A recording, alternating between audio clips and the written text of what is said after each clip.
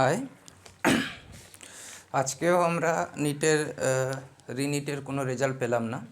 ঠিক আছে, তো মানে অফিসিয়ালি তো এখনও পর্যন্ত কোনো ডেট দেয়নি সুপ্রিম কোর্ট, কিন্তু আজকে ডেট ওভার হয়ে গেছিলো, মানে টাইম ওভার হয়ে গেছিলো, এই জন্য ক্লোজ করতে হয়েছে সুপ্রিম কোর্টকে।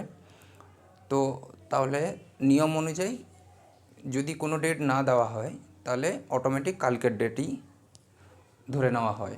ঠিক আছে, তাহলে আজকের ডেটের সামারি কী ছিল?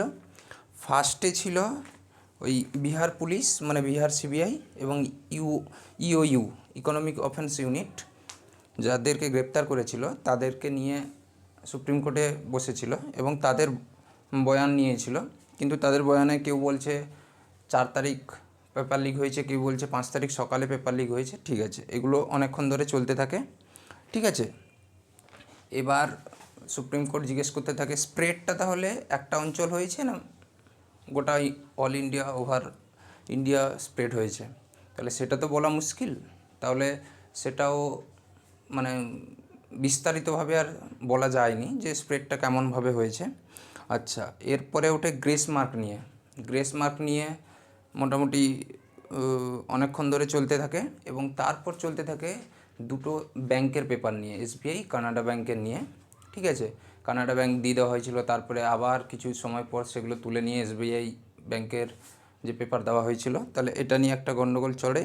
এবং শিকার, যেটা রাজকোটের সেন্টার, সেখানে যে অ্যানোমাল বিহেভিয়ার দেখা গেছিলো, যে 8 জন একটা সেন্টার থেকেই মানে 720 পেয়ে গেছিলো।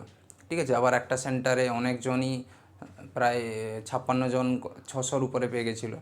ঠিক আছে, তাহলে সেগুলো নিয়ে চলতে থাকে, সেগুলো থিওরি চলতে থাকে কিন্তু কর্ণপাত করেনি সেগুলো নিয়ে। আচ্ছা, বোনাস মার্ক নিয়ে, গেসিং মার্ক নিয়েও কথা চলতে থাকে, যেটা 718, 719 নিয়ে। ঠিক আছে, সেটা ওই সেন্টারেই হয়েছিল। ঠিক আছে, ওইটা নিয়েও চলতে থাকে। আচ্ছা, শেষে একজন আসে, ঈশা ম্যাম, আশা করি। ঠিক আছে, উনি মানে এতদিন কেউ ধরতেই পারেনি, সেটা হচ্ছে ফিজিক্সের একটা কোশ্চেন ভুল ছিল। ভুল মানে কোশ্চেন ঠিক ছিল, অ্যান্সারটাকে দুভাবে দেওয়া হয়েছিল, একটা ওল্ড এনসিআরটি অনুযায়ী আর একটা নিউ এনসিআরটি অনুযায়ী। ঠিক আছে, এই ব্যাপারে ওই ম্যাডামটা ধরে এবং ওই ব্যাপারে অনেকক্ষণ ধরে চলতে থাকে, কিন্তু ওই ব্যাপারে এনটিএ কোনো রকমভাবে জবাবদিহি করতে পারেনি, আর বলেই দিয়েছে যে এই ব্যাপারে কোশ্চেন মেকার ছাড়া অ্যান্সার দিতে পারবো না। এই জন্য সুপ্রিম কোর্ট আলটিমেট রায় দিয়েছে আইআইটি দিল্লিকে, আইআইটি দিল্লির ডাইরেক্টরকে ফিজিক্সের 3 জন মেম্বার, মানে ফিজিক্সের 3 জন প্রফেসর একটা কমিটি গঠন করে আজকের মধ্যে অ্যান্সারটা জানাতে। ঠিক আছে, আশা করি question number 19, code number Q1 এরকম।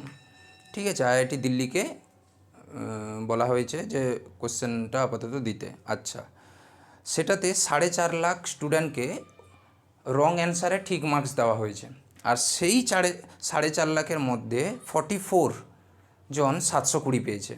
ঠিক আছে, টোটাল 61-এর মধ্যে 720, 61 জন পেয়েছে, তার মধ্যে 44 ওই 2 নম্বর অ্যান্সারটা করেছে, কিন্তু অ্যাকচুয়ালি 4 নম্বর অ্যান্সার হবে আশা করি। ঠিক আছে, তাহলে ওদের 5 মার্কস করে কম হবে। ঠিক আছে, তাহলে 44 720 আর পাবে না। ঠিক আছে, এটা হজম করার মতনই, কারণ 61 কম্পিটিটিভ ইতিহাসে জীবনে 720-তে 720 পাবে আমার মনে হয় না। ঠিক আছে, তাহলে এইটা একটা গণ্ডগোল। তাহলে দেখা যাক কী হয় কালকের ডিসিশন নিয়ে। আশা করি কালকেই ফাইনাল রেজাল্ট পাওয়া যাবে। আবার নতুন নতুন তথ্য সব উঠে আসছে, মানে যত দিন গড়াচ্ছে, তো সুপ্রিম কোর্টেরও সমস্যা হচ্ছে ডিসিশনগুলো নিতে। ঠিক আছে, তাহলে দেখা যাক কী হয়। Thank you.